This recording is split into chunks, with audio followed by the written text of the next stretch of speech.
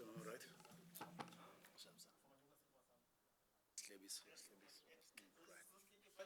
Okay. Chaps, all right. Lovely. Good afternoon, everyone, and welcome to our Springbok Eve of Match briefing. Just to explain how things will work, we will have Mzwandile Stick, assistant coach, first for about 7.5 minutes or so, and then we will bring in Bongi Mbonambi and Pete Steph Dutoy. And then they'll be on for about 7 minutes as well. So if I can just ask, just raise your hands for questions, and we can get going.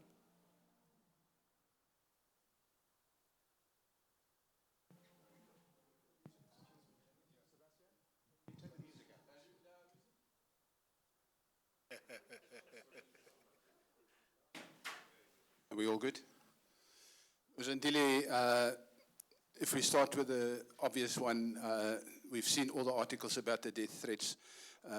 We would like some reaction from the Springbok camp. Has there been any more lately, and what's the reaction of the Bok camp?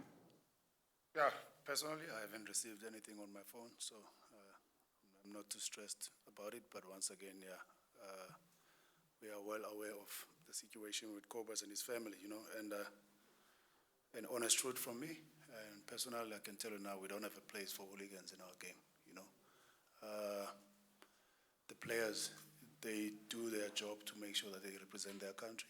And all the players that were on the field, and we are here to represent South Africa. So if someone has got a problem with that, I think the French authorities will have to deal with that, But once again, from our side, we will make sure that we protect each other as a team, our players, management, everyone involved.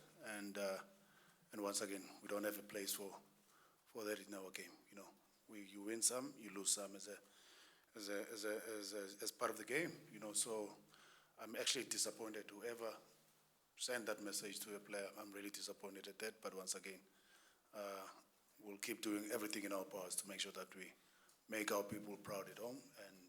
But once again, regarding the situation, I think it's well handled now between the authorities of French. And yeah.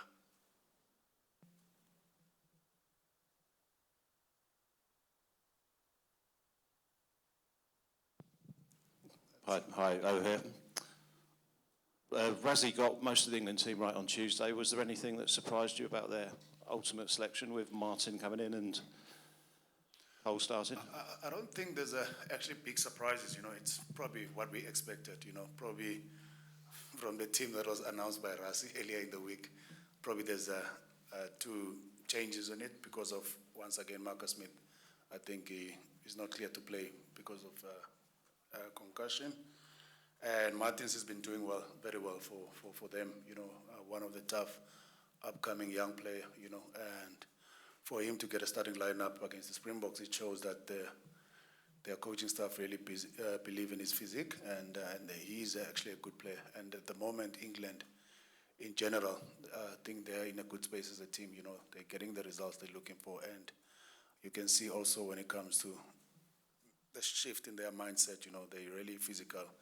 And how they played against Fiji in the quarterfinals, I think we were impressed with the physicality of the game, So, yeah, not really much surprises, but I think they've selected their best possible team. Hello. The English team is maybe in the same position as you in 2029. Do you maybe are a little bit afraid of what they are growing, how they are build their team, and maybe how they going to the final or for the semi-final? The mindset. Yeah, like I just mentioned now, they actually, as a team, they're getting the results they're looking for, and going to the playoffs and more especially semi-finals, you can never underestimate anyone, So we know it's going to be tough, and we know for sure that England will pitch up on the day tomorrow. And we've seen what they've done in the past against the All Blacks, in Japan, where probably that's one of the most physical games I've ever seen from the English side, and we expect the same tomorrow, But once again, as a team, we are well prepared. And also, if you look at our side, the game, we played against France, probably, I personally was probably one of the toughest games to be involved in. You know, from the first whistle, I think the tempo and the intensity of the game, how France started against us, it really, really challenged us.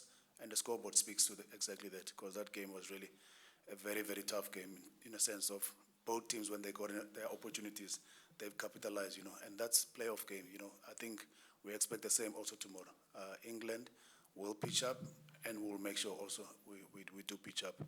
And yeah, and I feel like the team that will probably convert their opportunities into points will probably stand a good chance to win the game. So it's going to be a tough one. Morning, Coach. Morning. Just a question on the players that we saw sitting in the stands today. Jaden Hendricks, Grant Williams, and Lucanio Ama, didn't see him also taking part in training. Maybe he came a little bit later. Any injury update that we need to know about? No, nothing much at the moment. You know, our NPS players, which is the players that are not playing, they're always part of the plan, irrespective of they're not in the match 23. So every week, all the players that are not in the squad, they're always on standby. But at the moment, you don't have to worry. The 23 players we've selected are all fully fit to play the game. Hi, Coach. Is it worth drawing any comparisons between this England team and the one you encountered 4 years ago? Are there any characteristics that are similar 4 years later?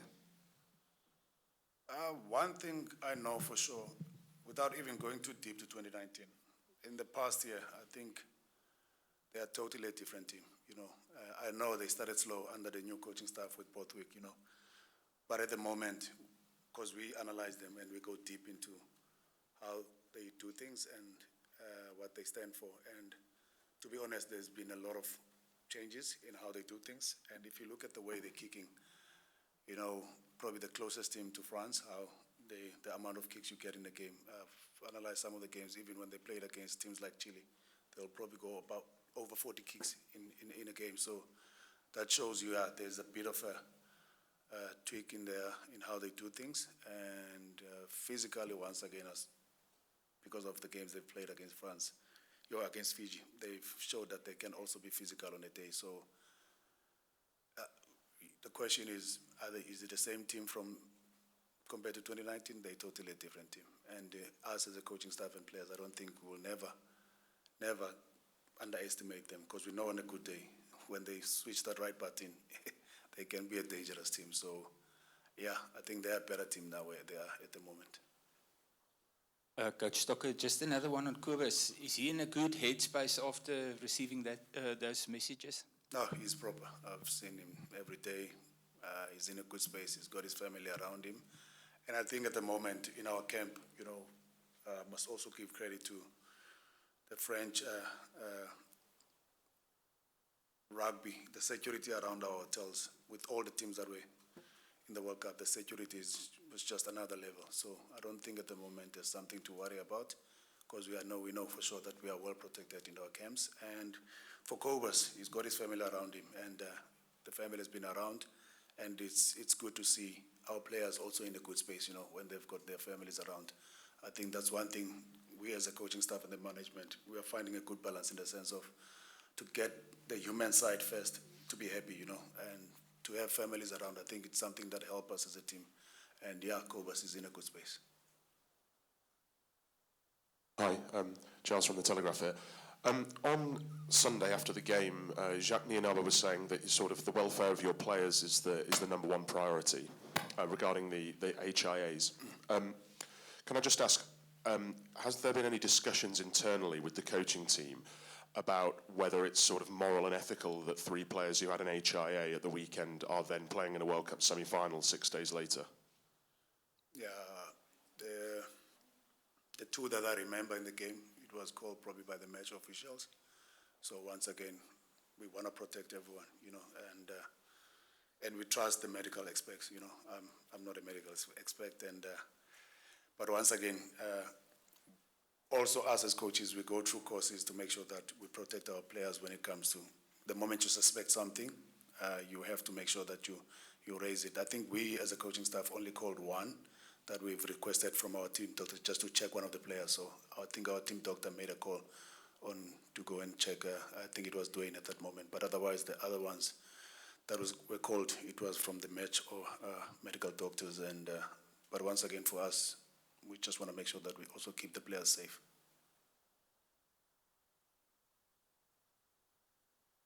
Coach Stick, good afternoon. I hope all is well. Two-pronged question. Firstly, the Proteas are playing against England in Mumbai tomorrow. Just talk us through the weirdness or the funniness of actually having two national teams play different sports against each other at the same time. And then secondly, just talk to me about how you guys are controlling your emotions. There was a big outpouring of emotion, understandably so, after the game. Do you feel that enough emotions have been bottled from an intensity perspective for tomorrow's game? Yeah, firstly, I think at the moment it's good to be South African. You know, if you look at what the Proteas are doing on the other side, I know the last game they played against Netherlands, things didn't go well, but I think where they are as a team, you know, they're actually doing very well. So credit must go to their coaching staff and Temba and these boys, you know, and I also wish them the best, and they must understand that we're also fully behind them as a Springboks. And from our side, like I said to you, Kanyiso, I think the pressure and the challenges that we had during that quarterfinals against France, you know, we knew that we're going to go against not only the 15 players that were on the field at that time. We knew the crowd is going to be hostile, and that once again the crowd didn't disappoint. The vibe, it was very, very intense in the game, you know, and for us to be able to pull it through, you know, through all the challenges that I felt like the French side threw at us, you know, and once again, to win the World Cup, you're going to have to go through tough times, you know, and we've been there before. Made an example about in Japan where we had to go play against the host nation. I think it was a similar situation with France, you know, and for us to pull it through, it was very, very special, you know. And there's one thing that Kanyiso, the support that we've got from our South African people now. We spoke about the Guijo squad last week to come and join us, and the vibe. And I won't lie to you. I remember after the game when we went around the crowd on the stands to say thanks to everyone who was there to support us. It was unbelievable to see the amount of South Africans that went all the way to come and support us. So that's one thing for sure for us, is that we live to make sure that we make our South African people proud. And we're going to keep on striving for them and make sure that we bring the best in South Africa. Guys, unfortunately, it's a very short media conference. Just one more. There's a gentleman. Okay. One more there. Because you're so nice, Sticky. Thank you very much. Pleasure. England are talking a lot about how their best performance is ahead of them, they believe, in this World Cup. Is it realistic to think, given what you did against France, that your best performance can be ahead of you? And do you maybe not quite need your best performance against England? Yeah, I can't comment on what they think about themselves, but one thing I can tell you for sure about us is that every game we've played so far in this World Cup, our boys, even with all the changes sometimes we normally make in our squad, you know, our boys, they always pitch up, you know. Probably one of the best games for me was when we played against Tonga, you know. Physically, they really challenged us. I think they gave us a good challenge to prepare us for what was coming, you know, and